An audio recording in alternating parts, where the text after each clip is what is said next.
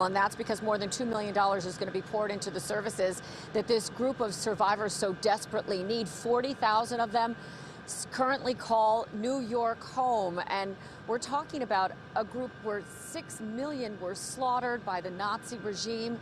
Men, women, children, these survivors so precious to all of our heritage, so precious to what all of us need to remember in these very difficult times. And now, learning that they face such special and heavy burdens and challenges, Governor Hochul today is going to put more than $2 million into services to support them. She is signing legislation into effect today at the Museum of Jewish Heritage. Such an important moment in time to be able to recognize that this is an aging group. It is an increasingly frail group, with so many of them living in poverty because they don't have access to things like Social Security in order to keep them going. Listen in as she talks about what this is going to mean.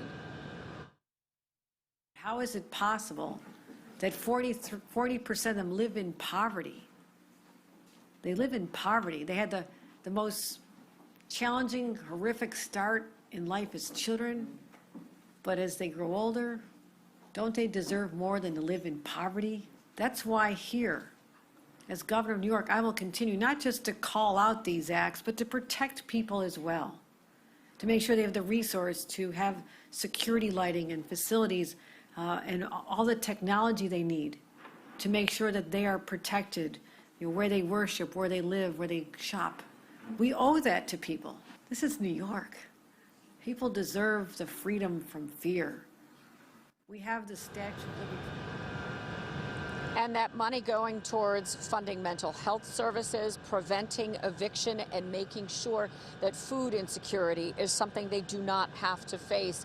Also to increase access to socialization, as well as end-of-life care. The very youngest amongst this group is now in their 70s. As they are aging, these are all services that they very much need, especially with so many living in poverty and not having access to the other Social Security nets. The governor signing this legislation into effect, making that money available in the 2023 budget this morning at 10 o'clock at the Museum of Jewish Heritage. We're live this morning in Lower Manhattan. I'm Kirsten Cole, Pix 11 News.